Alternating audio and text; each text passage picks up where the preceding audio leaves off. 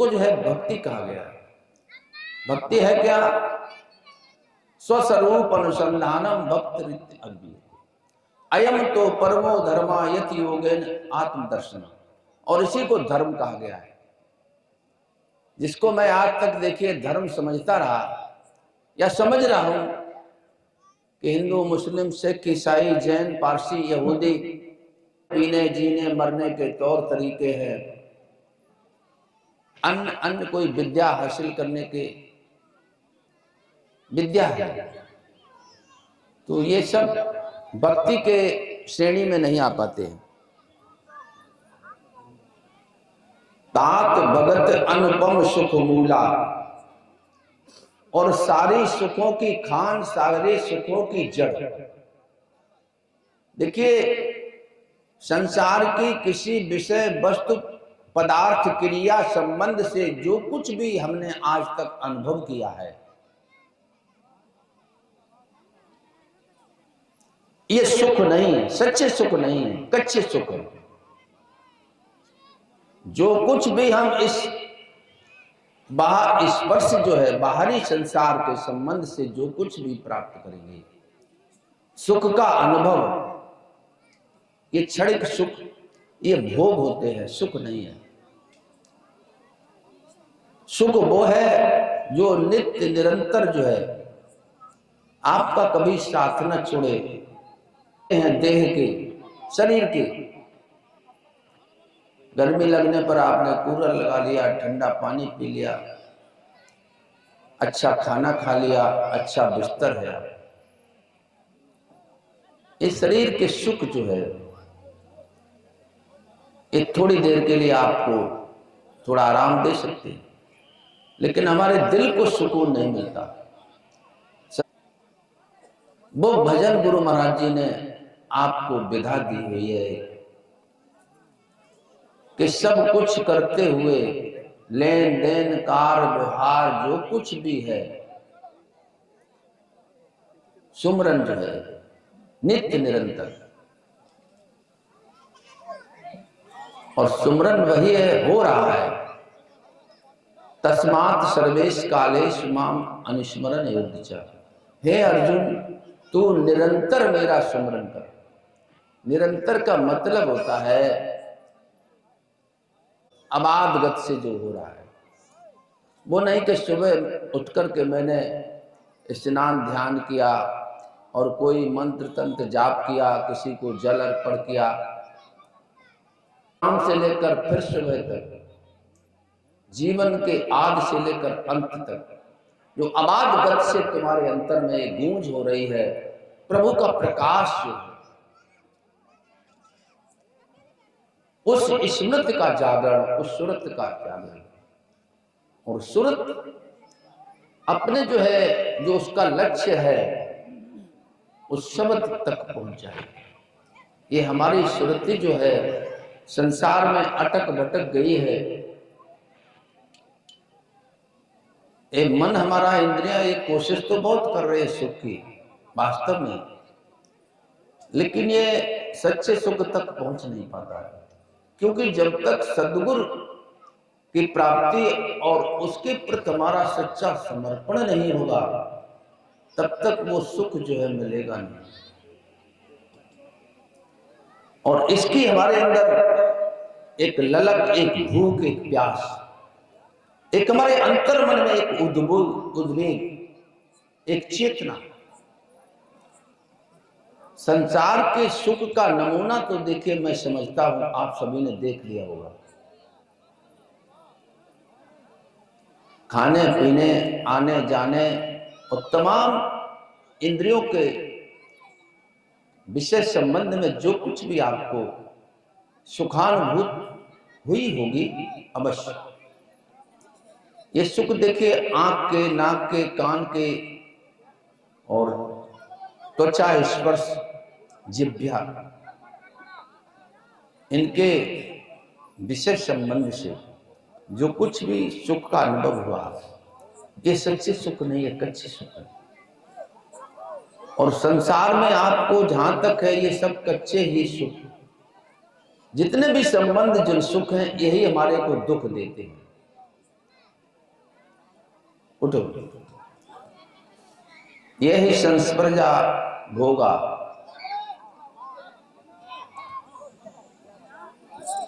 जितने भी संबंध जन सुख हैं यही हमारे दुख के कारण बन जाते हैं।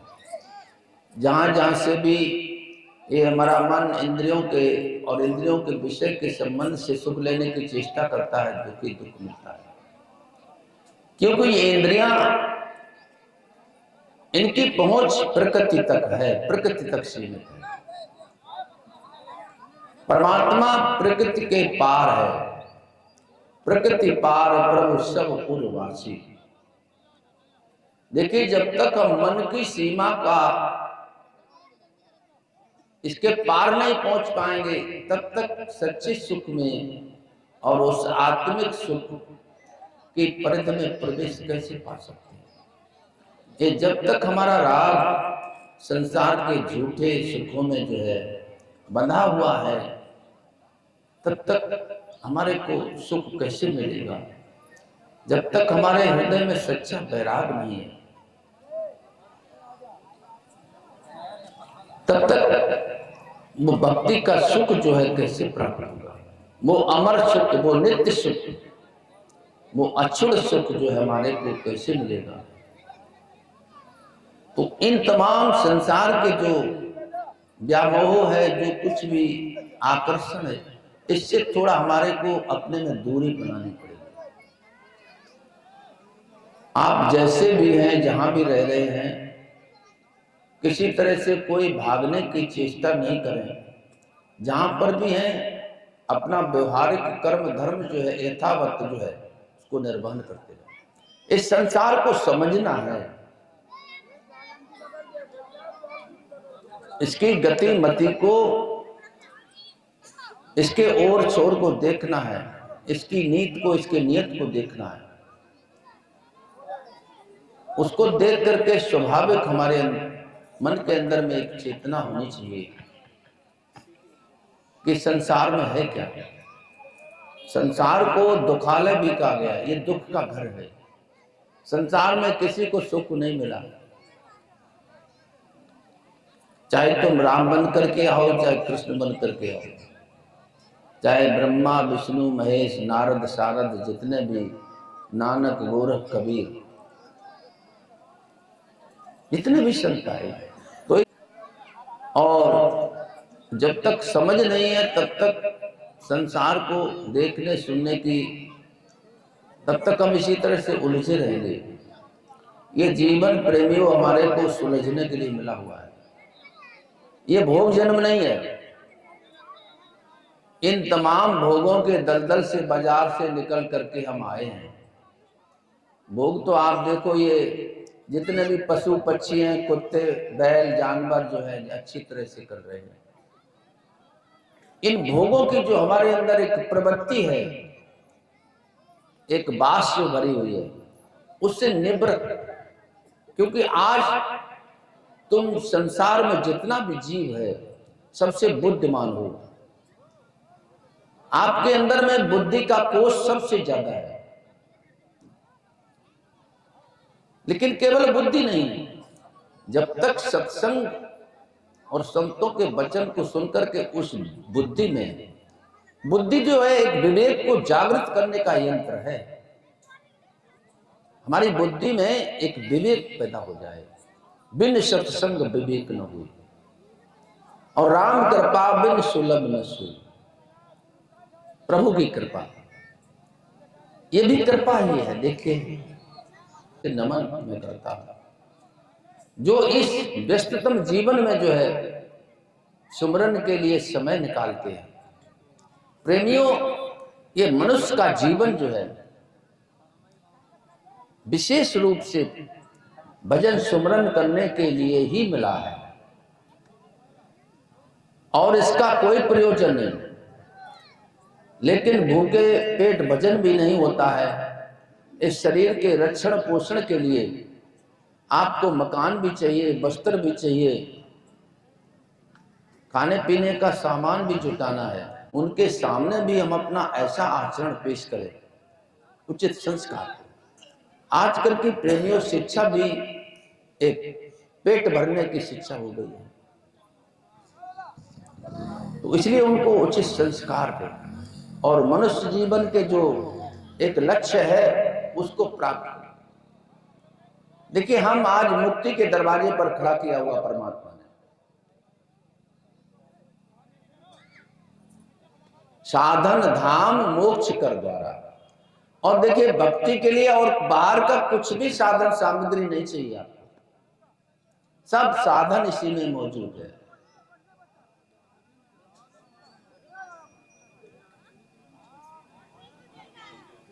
और मोक्ष के दरवाजे पर खड़ा किया हुआ परमात्मा। देखिए, परमात्मा की कृपा तो मैं ये समझता हूं कि जितना भी धर्म कर्म जप तप योग दान और कितने दिनों आप देवी का व्रत बिना भोजन प्रसादी किए जो कुछ भी किया आपने, इस सब का फल परमात्मा ने आपको दे दिया है। उठो बेटा, इस सब का फल आपको मानुष शरीर देकर के आपको परमात्मा ने दे दिया है।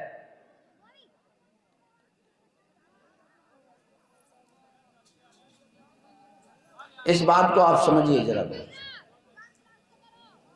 इस शरीर को, उठो बेटा, देव दुर्लभ कहा गया है। यह शरीर देवताओं को दुर्लभ है, लेकिन हम यहां पर आकर के जाति में, तमाम धर्मों में और तमाम वर्गों में, संप्रदाय में बट कर के रह गए हैं। परमात्मा ने कोई जाति नहीं बनाई है, न कोई धर्म बनाया हुआ है। ये जातियां आपने खुद बनाई हुई हैं। और जातियां भी नहीं थी पहले, केवल वर्ण हुआ करते थे। जो वर्ण पंडित जी का होगा वही ठाकुर जी का, वही पंडित जी का, वही आप जिसको भी शेड्यूल ट्राइब जो कुछ सब। और अंग्रेजों ने और ये जितना भी मुगल शासन रहा है, इन्होंने जात में से जात, जात में से पात, जैसे केले के पत्ते में से पात। और इन जातियों को आप नकार दें। हमारी आपकी सबकी एक जात है, हम सब लोग ईश्वर की जात के हैं। हम लोग चेतन हैं और सारा संसार जड़ है। ये शरीर संसार जड़ है और इस शरीर में रहने वाला वही चेतन परम तत्व परमात्मा का अंश है और वही हमारा सच्चा स्वरूप है। उस सत्य सनातन स्वरूप के बोध की प्राप्ति के लिए मनुष्य ने ये परम उपकार करके हमारा को ये मनुष्य शरीर दिया हुआ। प्रेमियों, तो थोड़ा अपने को जागृत करें, अपने को होश में लाएं। जिंदगी में आपने बहुत देखा, सुना, जाना, माना, पहचाना, थोड़ा अपने को भी जान लें।